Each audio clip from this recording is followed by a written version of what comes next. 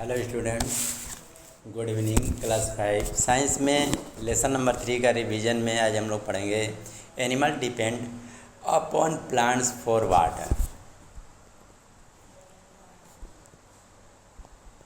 Some animals who live in hot sandy desert get water by eating plants growing in the dessert.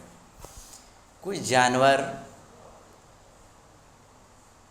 जो रहते हैं गर्म में, जहाँ बलवट है, डिजर्ट है, gate water by eating plants, उनको पानी भी पौधों से ही प्राप्त किया जा सकता है। जैसे डिजर्ट में, तो डिजर्ट में आप लोग सभी जानते हैं मरुस्थल में पानी की कमी होती है। Number 3, animal depend on trees for shelter. जानवर शेल्टर के लिए पेड़ पौधों के ऊपर निर्भर रहते हैं। Many arboreal animal make their homes on trees such as monkeys, squirrel, gibbons, birds, sloth etc.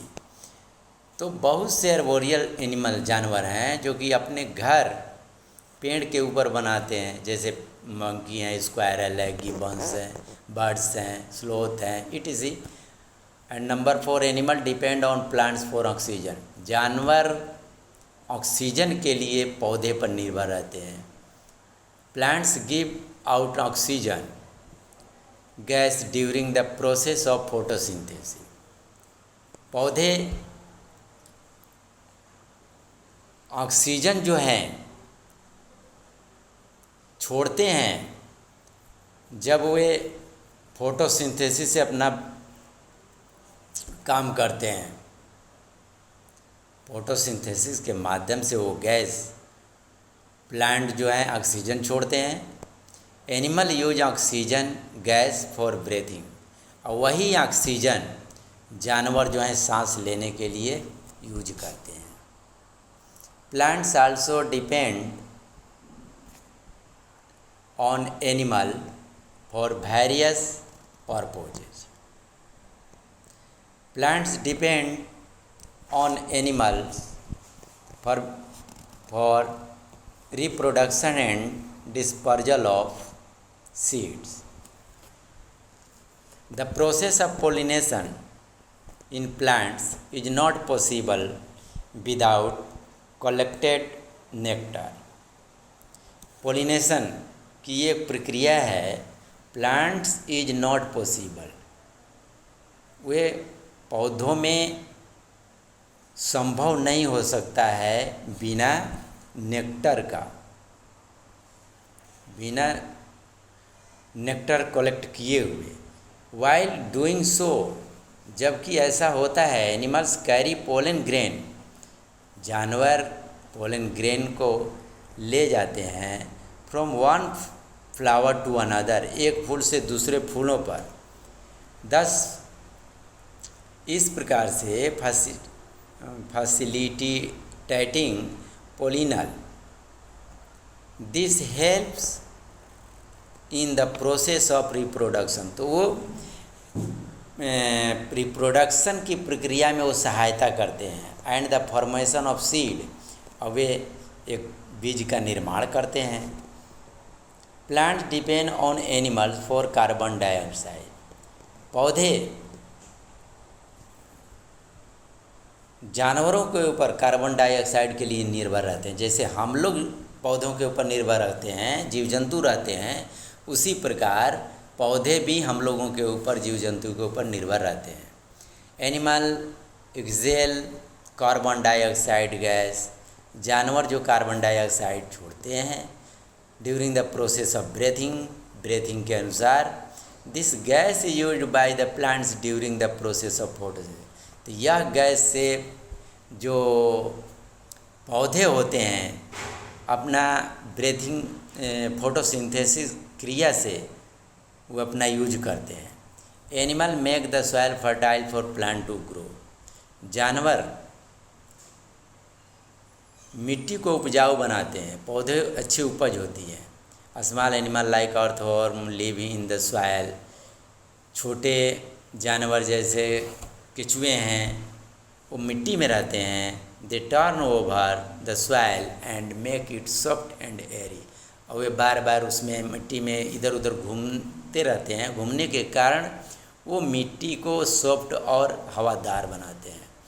दस डिकम्पोजर लाइक, उस प्रकार से कंपोजर होता है मिट्टी का। और bacteria and fungi help in the डेके of dead plants, उसमें डेके और डेड प्लांट बैक्टीरिया उत्पन्न हो जाते हैं।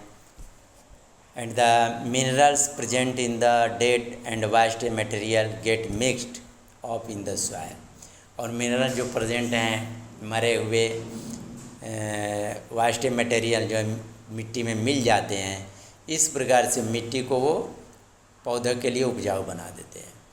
तो इसमें आप फिगर में देखेंगे balance in nature,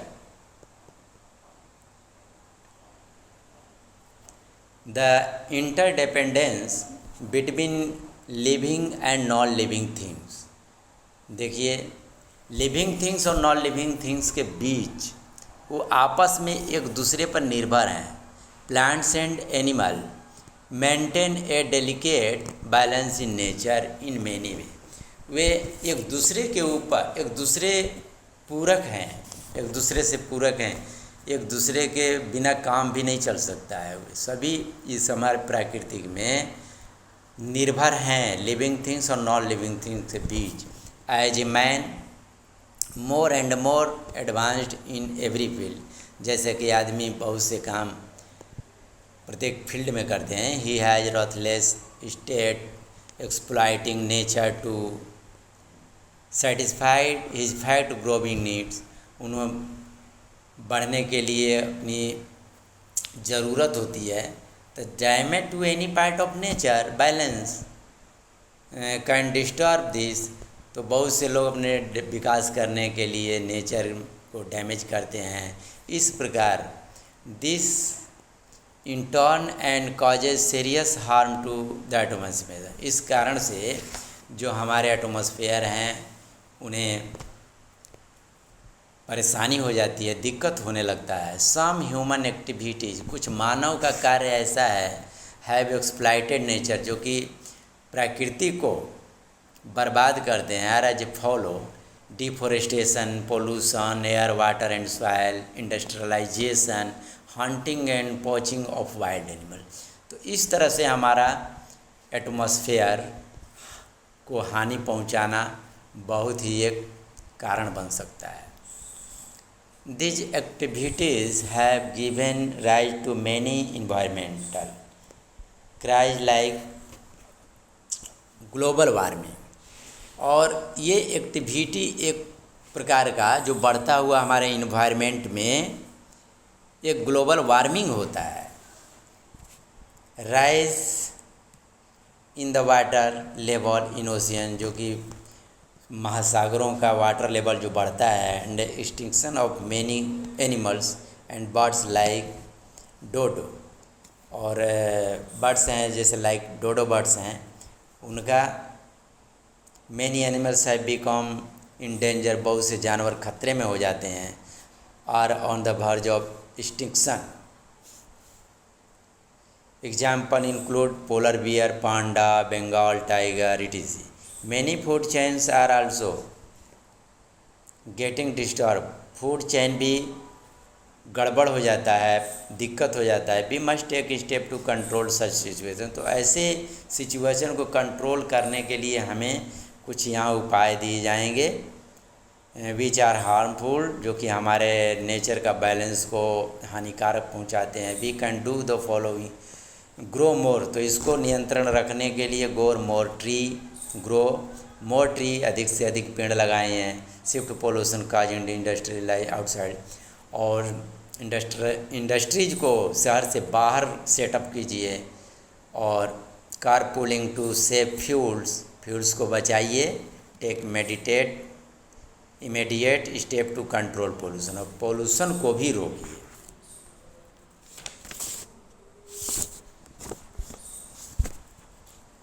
do not throw garbage और केमिकल वेस्ट इन रिवर, और जो गार्बेज हैं, कूड़े करकट हैं, केमिकल हैं खराब, उनको नदी में नहीं फेंकें। It is important for all of us, ये बहुत ही महत्वपूर्ण है हम लोगों के लिए।